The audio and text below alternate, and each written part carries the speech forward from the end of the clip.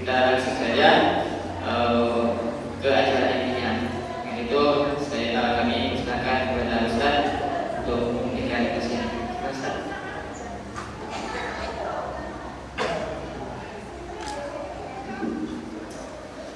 A'udzubillahi minasyaitonir rajim. Bismillahirrahmanirrahim. Alhamdulillahilladzi hadana li hadza wa ma kunna linahtadiya laula an hadana Allah. Asyhadu an la ilaha illallah wa asyhadu anna Muhammadan abduhu wa rasuluh. Wa qala rabbi shrah li sadri wa yassir li amri wa hlul 'uqdatam min lisani yafqahu qawli. Wa qul rabbi anzilni munzalan mubarakan wa anta khairul munzilin.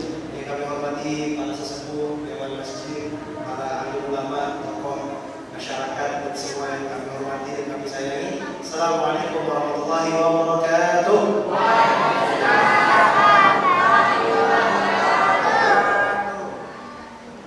Hidup kadang tidak berjalan sesuai apa yang kita mau. Bagaimana cara kita bisa merespon apa-apa yang sudah Allah tentukan? Kadang kita sedang berusaha, sini ada bunda, ayah bunda semuanya, ada adik-adik, ada abang kakak semuanya. Pernah nggak terasa usaha yang sedang dikerjakan, usaha yang sedang diusahakan, ternyata hasilnya tidak sesuai dengan yang diharapkan? Pernah? Pernah apa pernah? Sedih.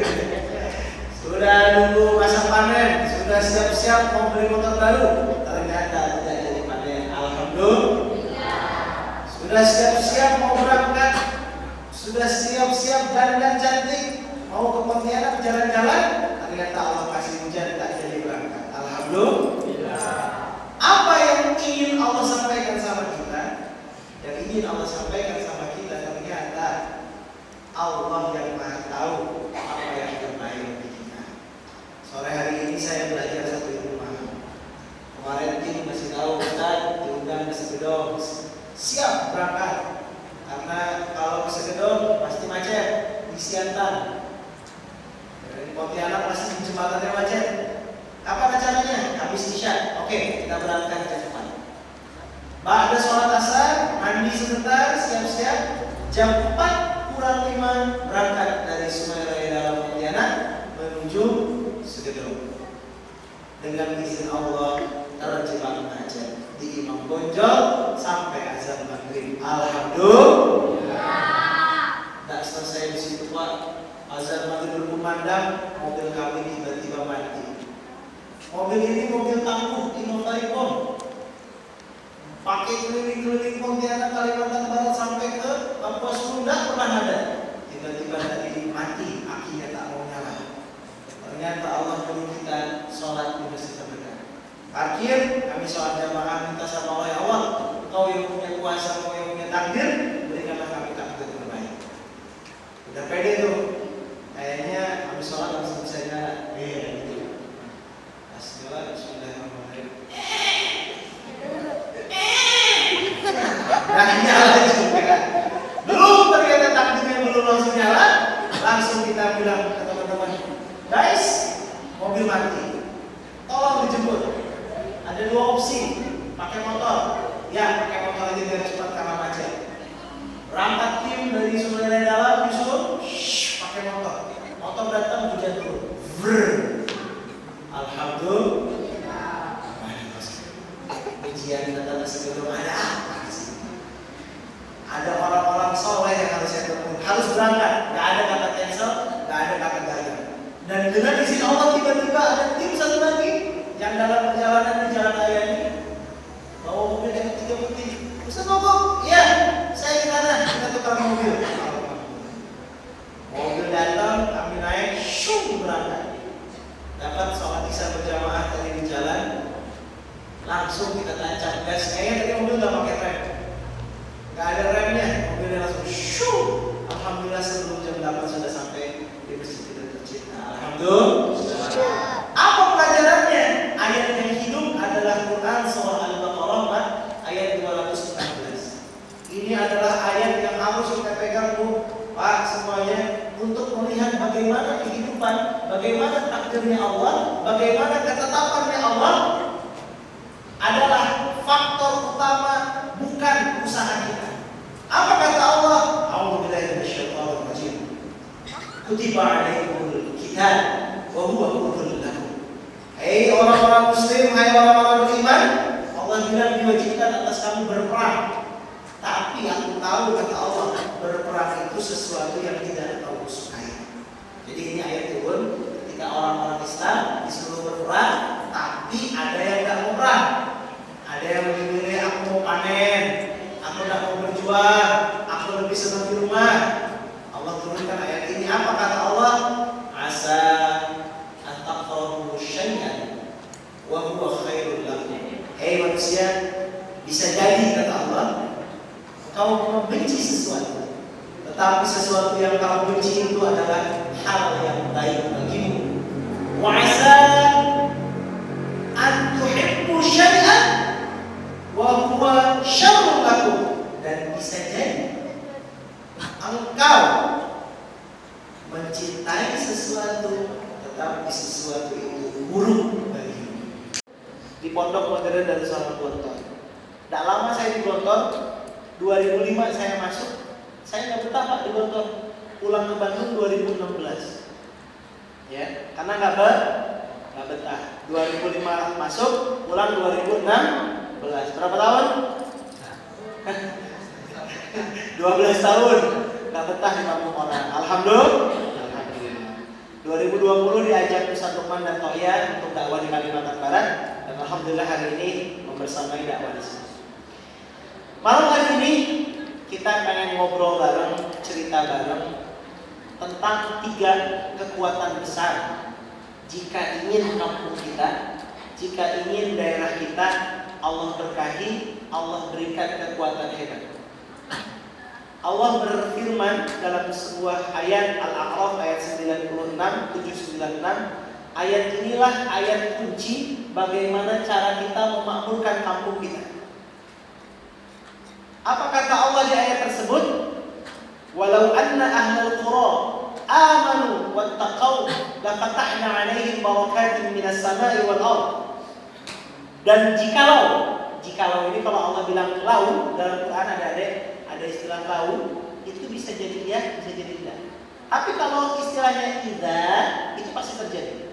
Contoh ayat apa yang ada depannya idza? Idza apa?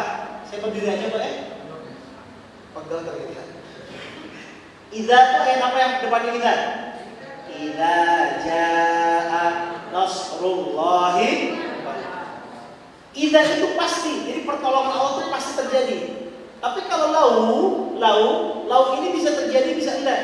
Tadi istilahnya apa kata Allah di Al-A'raf 496 tadi, 796 tadi, walau anna ahlal qura, dan jikalau penduduk satu kampung amanu beriman, wattaqau bertakwa, maka Allah la fatahna 'alaihim, Allah bukakan keberkahan minas sama, dari langit, wal ard, dari bumi.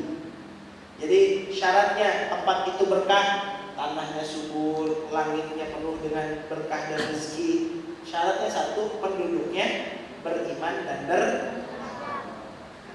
Jadi kalau kita pengen daerah kita nih penuh dengan kebaikan, kita pengen segedong kita nih penuh dengan hal-hal yang baik, syaratnya apa? Pastikan anak mudanya, pastikan anak-anak kecilnya, pastikan muda-mudinya, pastikan ibu bapaknya, pastikan orang-orang yang hidup di atas tanah ini adalah orang-orang yang beriman dan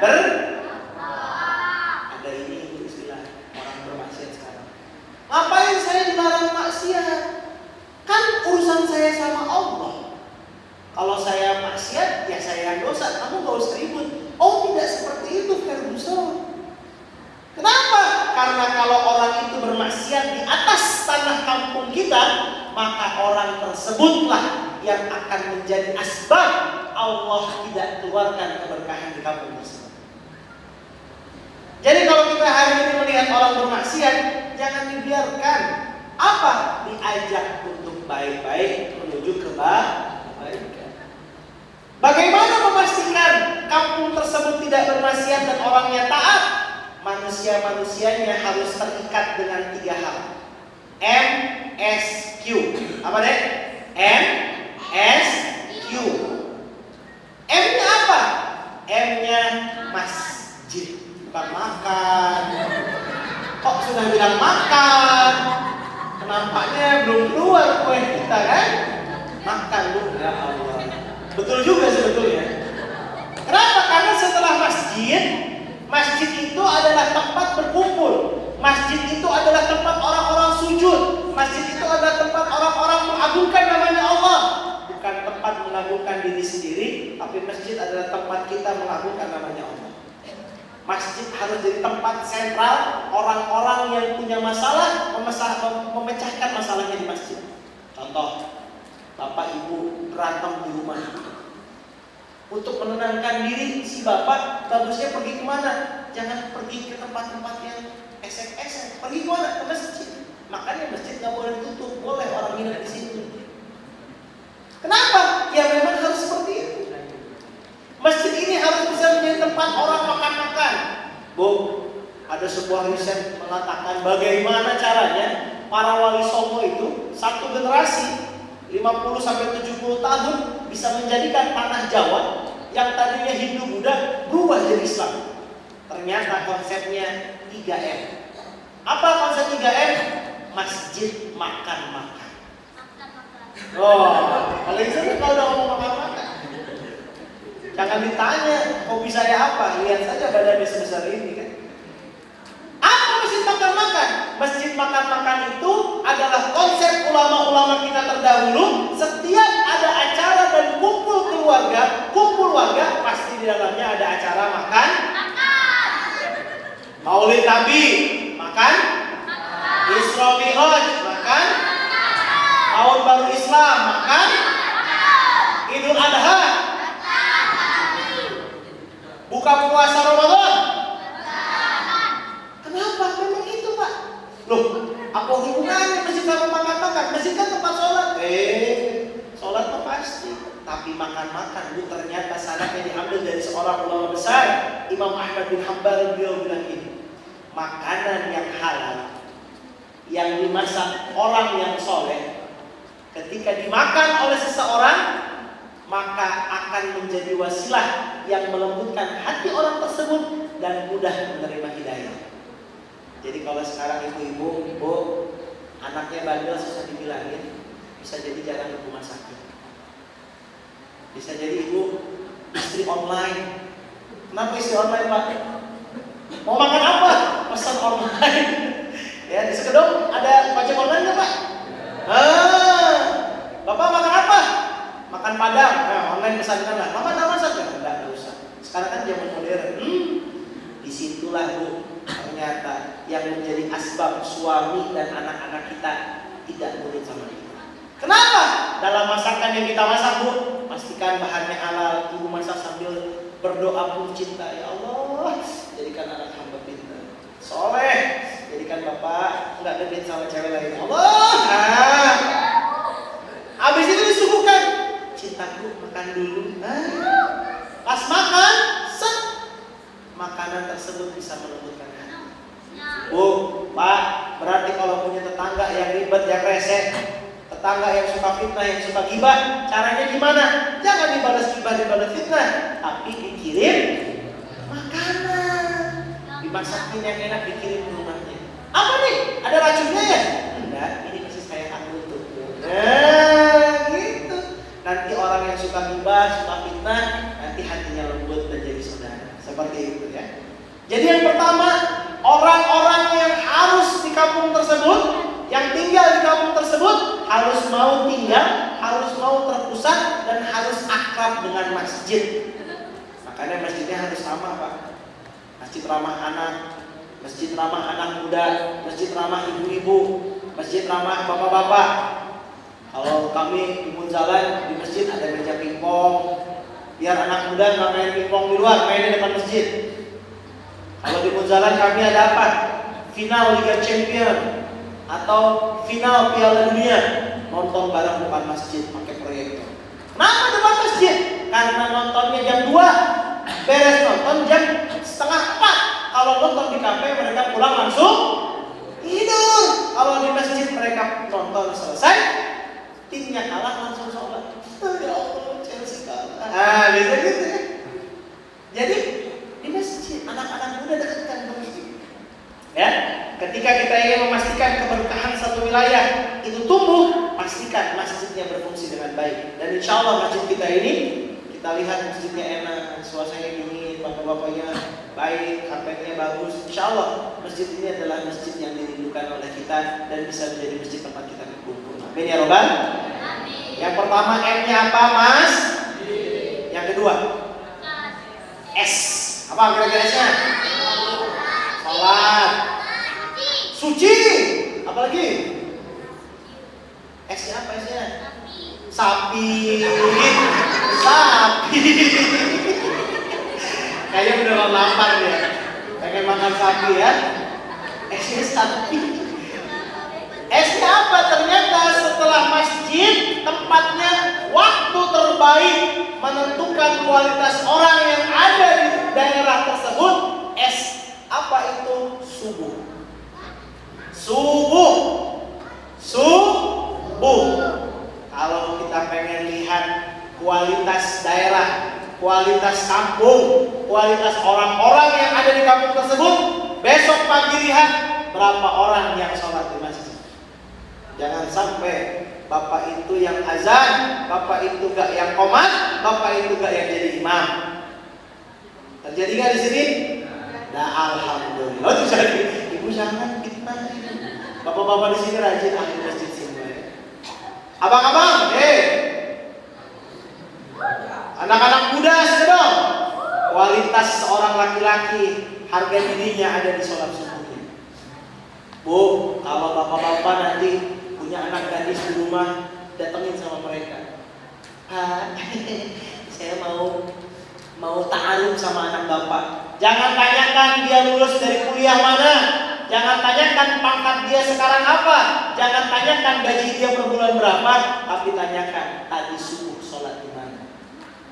Oh boleh. Tapi sebelumnya mohon maaf, tadi subuh Adinda sholat di mana?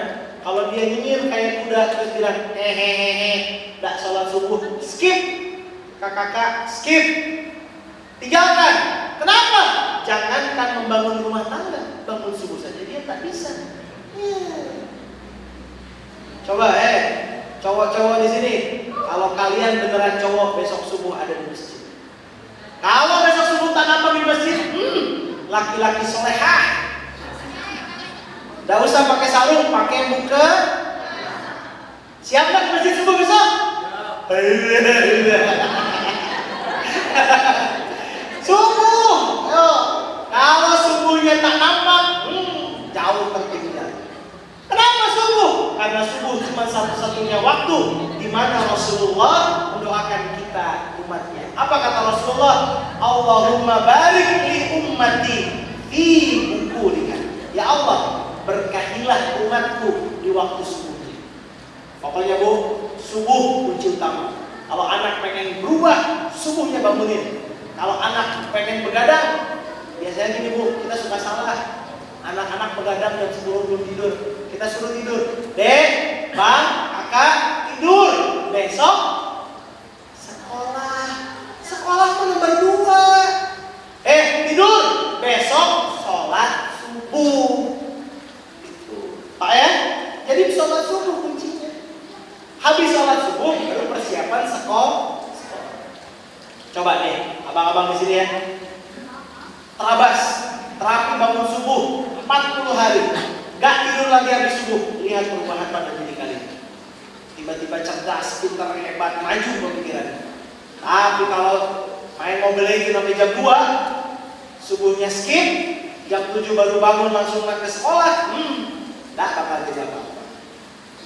Ya. M-nya apa tadi M-nya? Masjid. S-nya? Masjid tempatnya, subuh waktu terbaiknya, dan apa Q-nya? Al-Quran lah yang harus jadi pedoman kehidupan kita.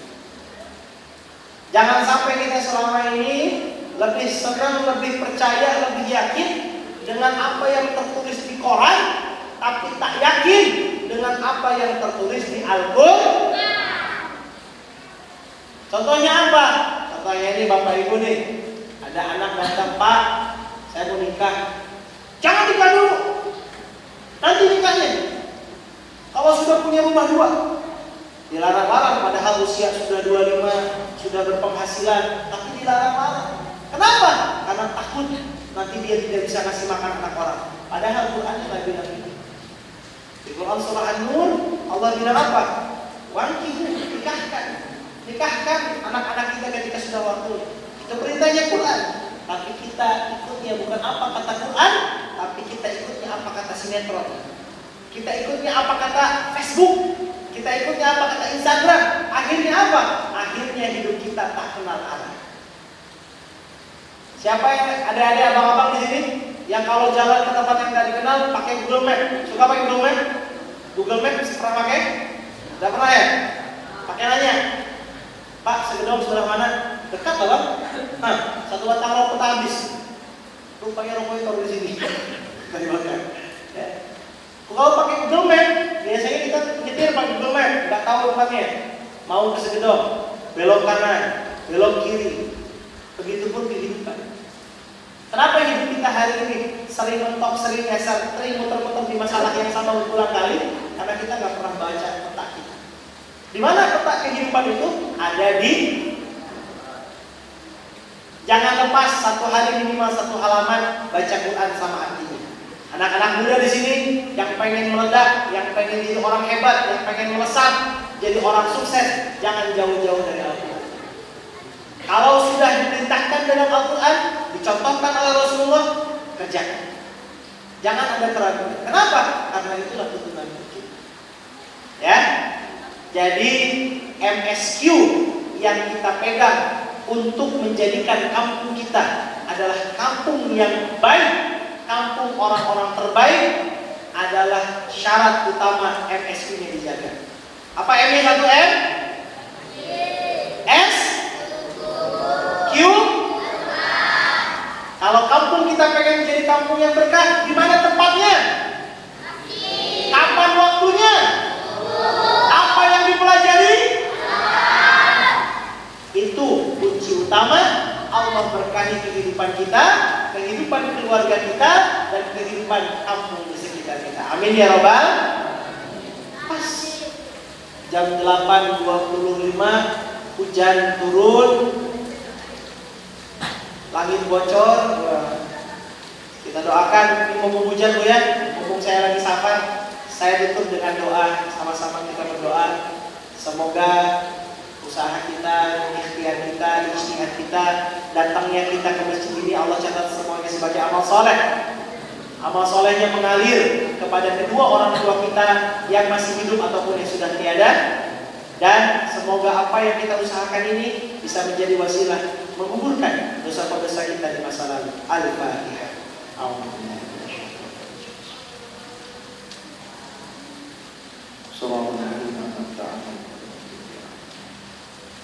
أعوذ بالله من الشيطان الرجيم. بسم الله الرحمن الرحيم. حمدا الشاكرين، حمدا النائمين، حمدا يعافي نعمه ويكافي مزيدا. يا ربنا لك الحمد كما ينبغي لجلال وجهك الكريم وعظيم سلطانك. ربنا ظلمنا انفسنا وان لم تغفر لنا وترحمنا لنكونن من الخاسرين. الله لا اله الا انت سبحانك انا كنا من الظالمين. ربنا اغفر لنا وذنوبنا وذنوب والدينا وارحمهم كما ربونا صغارا. اللهم إنا على ذكرك وشكرك وحسن عبادتك. ربنا تقبل منا صلاتنا وصيامنا وركوعنا وسجودنا وتخشعنا وتقبل تقصيرنا يا الله يا رب العالمين. ربنا هب لنا من أزواجنا وذريتنا قرة أعين واجعلنا للمتقين إماما. Ya Allah ya Tuhan kami, jadikanlah kami orang-orang yang baik dan perbaikilah kualitas hidup kami. Ya Allah ya Tuhan kami, datangkanlah kepada kami saudara, keluarga, sahabat yang baik dan perbaikilah orang-orang di sekitar kami. Ya Allah ya Tuhan kami, anugerahkanlah kepada kami anak keturunan yang baik dan perbaikilah anak keturunan kami. Ya Allah ya Tuhan kami, datangkanlah kepada kami jodoh yang baik, dan perbaikilah ya Allah pasangan dan jodoh kami. Ya Allah ya Tuhan kami, datangkanlah kepada kami tempat mencari rezeki yang baik, pintu rezeki yang baik, halal, berkah ya Allah ya Rabbal Alamin, dan perbaikilah tempat kami mencari rezeki. Ya Allah ya Tuhan kami, datangkanlah kepada kami tetangga-tetangga yang baik, warga kampung yang baik, dan jadikanlah orang-orang sekitar rumah kami adalah orang-orang yang baik. Rabbana taqabbal minna innaka antas samiul alim wa tub alaina innaka antat tawwabur rahim. Rabbana anzilna munzalan mubarakan wa anta khairul munzilin. Rabbana atina fid dunya hasanah wa fil akhirati hasanah wa qina adzaban nar. Subhana rabbika rabbil izzati amma yasifun, wassalamun alal mursalin walhamdulillahi rabbil alamin. Hujan malam hari, insyaallah doanya makbul. Insyaallah wasilah bulan Rabiul Awal ini sebentar lagi Maulid Nabi, kehidupan kita ke depannya akan Allah perbaiki. Jauh lebih baik, jauh lebih bahagia, jauh lebih bisa berbagi dengan orang lain. Amin ya Rabbal. Mungkin itu yang bisa kami sampaikan, yang baik-baik dari Allah, yang salah dari saya pribadi. Nanti MC katanya meminta ada tanya jawab. Jika ibu dan bapak ingin bertanya sesuatu, insya Allah kami siap menjawab. Jazakumullah. Assalamualaikum warahmatullahi wabarakatuh. Waalaikumsalam warahmatullahi wabarakatuh. Baiklah, kita akan jadi saya dari Ustaz saja. Baiklah, selanjutnya itu kita bahas nanti sesi tanya jawab bagi bapak dan ibu, abang-abang, ibu-ibu bagi yang mau bertanya kami persilakan. Warahmatullahi wabarakatuh. Terima kasih atas waktu yang diberikan untuk sedikit tanya jawab. Yang saya mau tanyakan, Ustaz tadi bilang kalau masjid itu adalah tempat orang beribadah, tempat orang makan-makan, jadi masjid itu tidak boleh ditutup. Ya, nah saya dari Ustaz bilang seperti itu. Nah, yang saya mau tanyakan, bagaimana solusinya jika masjid itu terbuka, sesuatu yang berharga di masjid itu bisa hilang, artinya diambil, diambil orang. Nah, jadi tidak mungkin setiap kita buka terus itu tidak aman. Jadi masjid itu ditutup. Nah, jadi solusinya seperti apa supaya masjid itu aman ya dari hal-hal yang tidak kita inginkan sebenarnya, tapi dia juga bisa kalau orang-orang singgah sholat gitu kan, jadi tidak tertutup. Nah, demikian yang saya mau yang dapat saya tanyakan. Kata saya ucapkan wabillahi taufiq hidayah. Assalamualaikum warahmatullahi wabarakatuh. Saya langsung jawab ya, biar nggak lupa. Bapak-bapak, ibu, mohon izin kami di Masjid Kapal Munzalan hari ini membuat sebuah kurikulum baru tentang bagaimana cara memakmurkan masjid. Kurikulum pemakmuran masjid ini kami sudah bagikan dalam pelatihan. Sudah ada 7 angkatan pelatihan online dan lebih dari 1.200 masjid belajar langsung di jalan. Tempatnya di Serdang, Pontianak. Salah satu kurikulum yang kami coba terapkan, masjid itu harus romantis. Apa itu romantis? R, ramah. Pada siapa ramahnya? OM, orang muda. Anak-anak muda harus merasakan indahnya masjid di usia mereka muda. Makanya tadi saya bilang, ada fasilitas-fasilitas yang mendukung mereka nyaman di masjid. Ada kopi gratis, ada wifi gratis. Kok seperti itu Pak Ustadz? Yes, daripada mereka ngopi di luar, ngomong sembarangan, lupa sholat, lupa pulang, mendingan mereka kumpul di masjid. Satu itu. Yang kedua, ROM, M-nya 2, romantis. M yang kedua, ramah apa? Ramah musafir. Bu, Ibnu Sabil itu Allah ucapkan berkali-kali di At-Taubah 60, di Al-Baqarah 215 sebagai orang yang harus dimuliakan. Orang-orang yang kehabisan ongkos, orang-orang yang lagi musafir, itu doanya terkabul. Makanya kalau kami di Munzalan, masjidnya boleh dipakai tidur. Ada sleeping bag yang kami sediakan, kalau orang musafir bisa mandi, bisa tidur, ada makan. Itu yang kedua. Yang ketiga, AN, romantis. AN-nya apa? Ramah anak-anak. Bu, masjid harus jadi tempat di mana jatuh cintanya mereka, tempat mainnya mereka, tempat yang paling dia rindukan itu di masjid. Seperti dulu Pak, zaman kita tuh kangen suasana surau di kampung kita. Pada maghrib, ya kan? Ada yang bawa metroman, ada yang bawa senter. Walaupun ketika ngaji dipukul sama guru kita, tapi kita senang ke masjid. Lihat anak-anak kita sekarang, ada nggak momen seperti itu? Sudah jangan. Kenapa? Karena kita di masjid bilang, shh, diam. Akhirnya mereka main di luar. Padahal biarkan mereka ribut di masjid. Apa kata Imam Syafi'i? Ketika suatu daerah sudah tidak terdengar suara anak di masjid, maka daerah tersebut akan mendapatkan kehancuran di masa yang akan. Kalau di Munzalah itu, masya Allah, anak kecil itu satu-satu lah. Anak saya 2 belajar jalan di masjid. Kenapa? Karena karpetnya tebal seperti ini. Enak, gak pernah kami larang. Ustaz kalau ngomong gimana? Ya cuci, selesai. Artinya nggak ribet. Terus yang ketiga siapa? Yang selanjutnya setelah romantis. Romantis, ya. Tisnya apa? TI-nya adalah tetangga sekitar. Masjid harus jadi tempat yang paling ramah untuk orang yang tinggal di sekitar masjid. Mohon maaf. Kami sedang mencoba mengkritisi DKM masjid di luar sana yang suka kayak gini.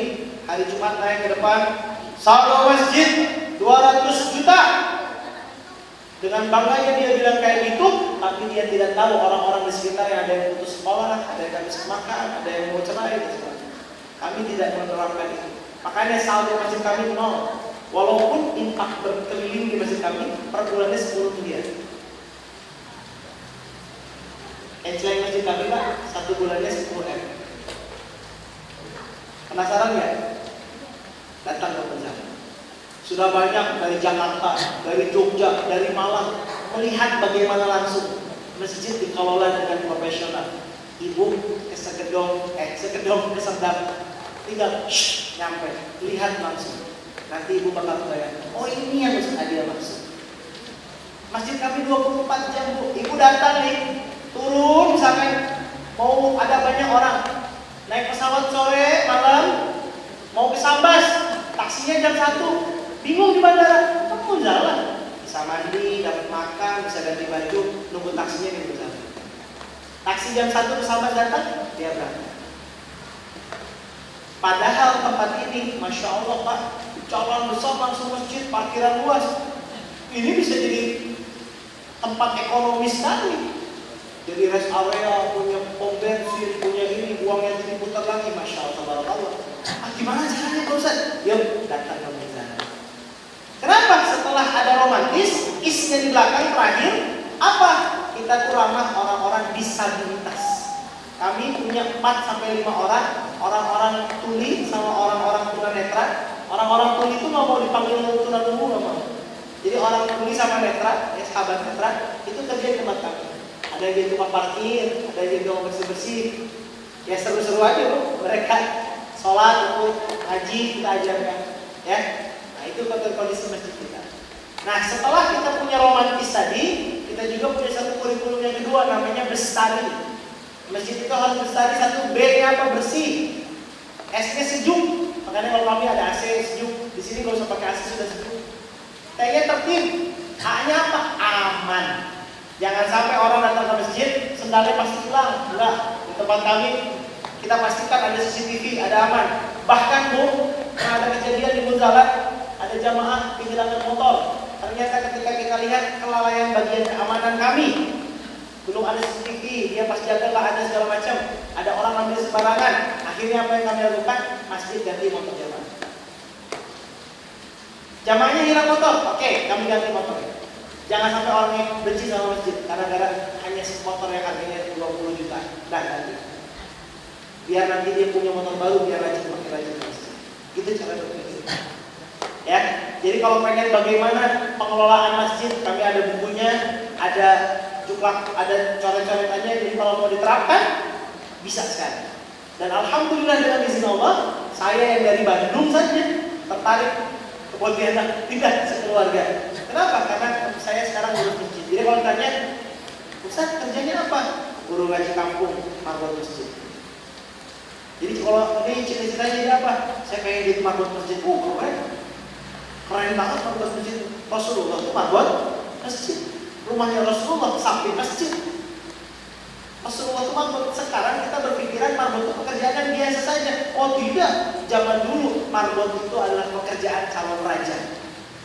Yang mau jadi raja, jadi khalifah, jadi sultan, ngurus masjid dulu. Kalau dia bisa ngurus masjid, dia bisa ngurus pemerintahan. Dia bisa ngurus masyarakat.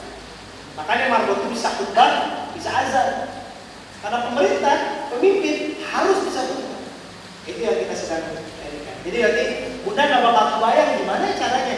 Kami undang ya Bunda Ayah semuanya ke jalan.